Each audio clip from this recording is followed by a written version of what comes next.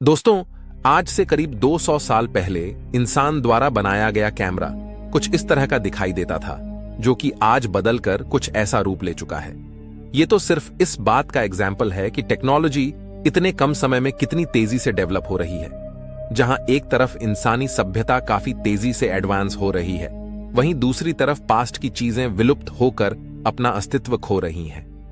ऐसे में ये हो सकता है कि जो कुछ भी आज हमारे पास मौजूद है वो फ्यूचर में हमारे पास ना रहे, और अगले 100 सालों में हमारी धरती पर कितना बड़ा बदलाव आने वाला है, इसकी तो हम कल्पना भी नहीं कर सकते। लेकिन साइंटिस्ट ने फ्यूचर की कुछ संभावनाओं के बारे में प्रिडिक्ट किया है, जिससे यह पता लगाया जा सकता है कि आने वाले समय में इंसानों का भविष्य कैसा होगा। तो आज के इस वीडियो में हम बात करेंगे कुछ ऐसी घटनाओं के बारे में जिन्हें आप अगले 100 सालों में होते हुए देखेंगे।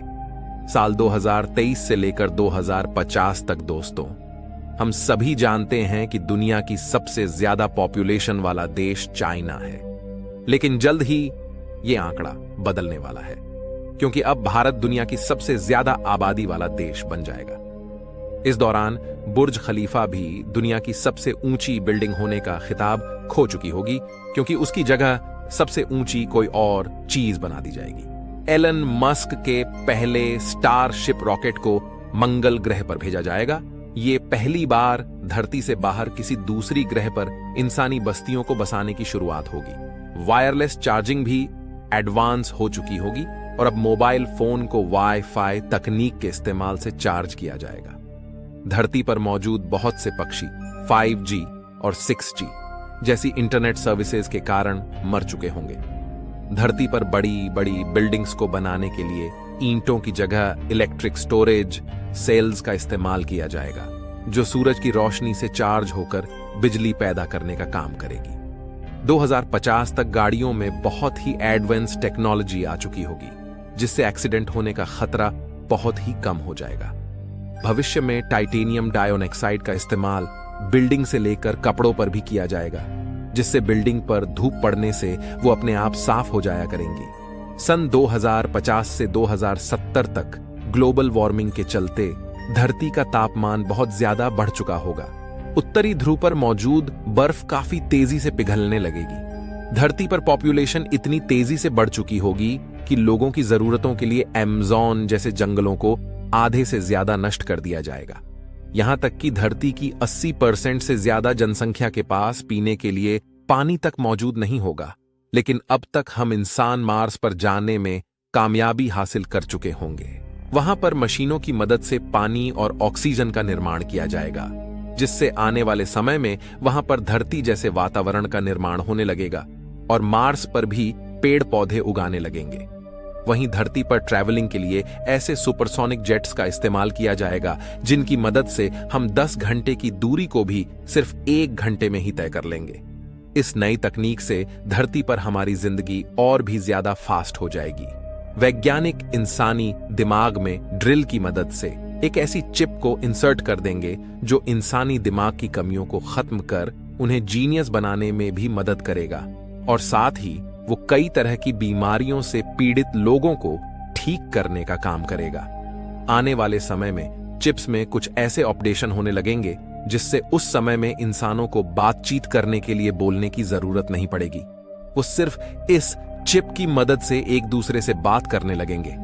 मेडिकल साइंस इतनी इंप्रूव हो चुकी होगी कि इंसान के खराब हो चुकी है ऑर्गन्स को आर्टिफिशियल ऑर्गन से रिप्लेस कर दिया जाएगा। यहां तक कि कुछ ऐसी टेक्नोलॉजी भी आ जाएंगी जिससे इंसान मौत पर तो जीत हासिल नहीं कर पाएगा, लेकिन वैज्ञानिक इंसान की उम्र को बढ़ाने की टेक्नोलॉजी जरूर खो चुके होंगे, और 2070 के अंत तक इंसान दिमाग पर इतना ज्यादा काबू कर चुका होगा कि भविष्य में दिमाग को हार्ड डिस्क अंदर स्टोर किया जा सकेगा, और आने वाले समय में उस व्यक्ति की मौत हो जाने के बाद भी उसके दिमाग को किसी रोबोटिक बॉडी में ट्रांसफर कर दिया जाएगा, और एक तरह से वह व्यक्ति फिर से जीवित हो जाएगा। उस समय पर इंसानों के सारे काम रोबोट करने लगेंगे, और इंसानों की जिंदगी बहुत ही आसान और आरामदायक हो जाएगी। 2070 से लेकर 2100 तक इस समय मार्स पर इंसान की आबादी करीब 2 लाख तक पहुंच जाएगी, और पिछले कई हजार सालों में विलुप्त हो चुके कई जानवरों को उनके डीएनए की मदद से फिर से जिंदा कर दिया जाएगा। इंसान स्पेस में मौजूद एस्टेरॉयड से जरूरी मिनरल्स कलेक्ट करके उनका इस्तेमाल ईंधन के रूप में करने लगेंगे। टेक्नोलॉजी की मदद से इंसान अपने शरीर के खोए हुए पार्ट्स जैसे हाथ पैर इनको दोबारा से रिग्रो कर पाएंगे। आयरन मैन मूवी के टोनी स्टार्क की तरह इंसान टेक्नोलॉजी की मदद से आसमान में उड़ सकेंगे। उस समय तक आसमान में भी ट्रैफिक बहुत ज्यादा बढ़ जाएगा। अब तक इंसानों के लिए दूसरी प्रजातियां के जीव जंतुओं से भी कम्युनिकेट कर पाना संभव हो जाएगा। 2080 तक पॉल्यूशन के चलते धरती की खराब हो चुकी ओजोन लेयर, जो सूरज की खतरनाक अल्ट्रावायलेट किरणों को धरती पर आने से रोकती है, पूरी तरह से रिपेयर हो चुकी होगी, जिससे धरती पर होने वाली काफी खतरनाक बीमारियों से मुक्ति मिल जाएगी। साइंस और टेक्नोलॉजी की मदद से इंसानी शरीर में कुछ ऐसे चिप्स को इंजेक्ट किया जाएगा जो इंसान की लगभग हर तरह की समस्या को दूर कर देगी। जैसे कि अगर कोई इंसान अपना वजन कम करना चाहता है तो वो पेट में लगी अपनी चिप की मदद से अपनी खाने पीने की डाइट को भी काबू कर पाएगा। इस समय तक टेक्नोलॉजी इतनी एडवांस हो चुकी होगी कि आंखों और कानों की देखने और सुनने की क्षमता को काफी हद तक बढ़ा दिया जाएगा। यह समय ऐसा होगा जब लोग प्राकृतिक तरीकों की जगह आर्टिफिशियल तरीकों से ज्यादा जीवित रह पाएंगे। नैनो टेक्नोलॉजी की मदद से आर्टिफिशियल दिमाग का भी निर्माण किया जाएगा।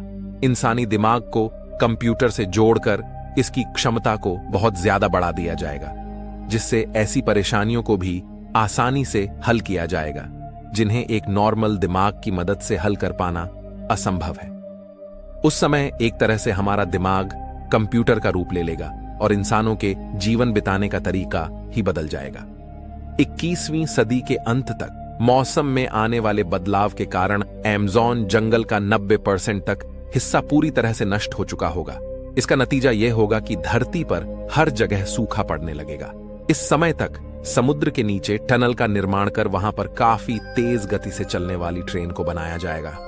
मैग्नेटिक टेक्नोलॉजी से चलने वाली इन ट्रेन की स्पीड करीब 5000 माइल्स प्रति घंटे तक होगी। यह समय ऐसा होगा जब इंसान मैग्नेटिक पावर की मदद से ट्रैवल कर कुछ ही मिनटों में हजारों किलोमीटर लंबा सफर भी तय करने लगेगा। सन 2110 तक एंटार्कटिका की लगभग सारी बर्फ पिघल चुकी होगी।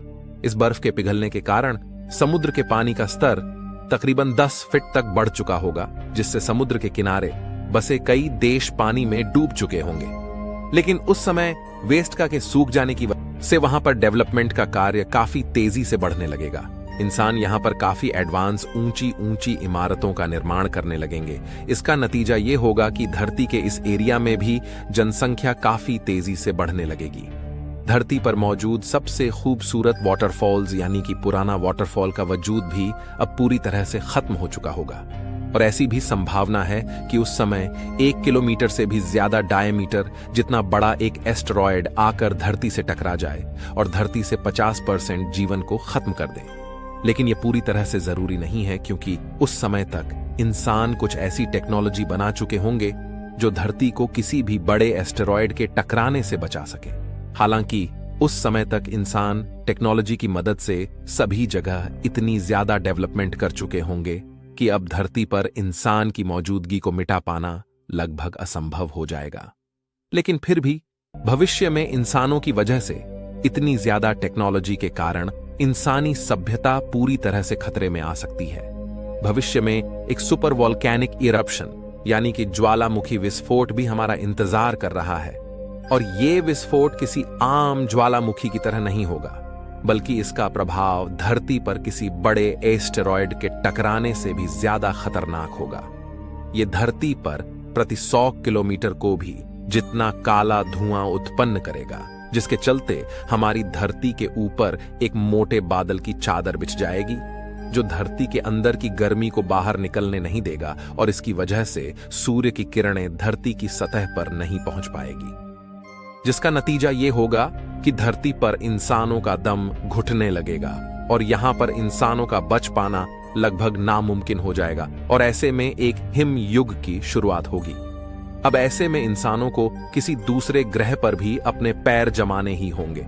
यही कारण है कि वैज्ञानिक मंगल जैसे कई दूसरे ग्रहों पर इंसानी जीवन को पहुंचाने में हर मुमकिन कोशिश करते रहते हैं। एलोन मस्क तो स्पेस एक्स के सबसे एडवांस्ड स्टारशिप को 2018 से मंगल ग्रह पर पहुंचाने के काम में लगे हैं, जिसके चलते इंसानों को मंगल पर पहुंचने से पहले वहां पर इंसानी जीवन को बचने के लिए जरूरी सामान को इंसान से पहले ही पहुंचा देना चाहते हैं। लेकिन आखिर ये सारा काम कैसे किया जाएगा?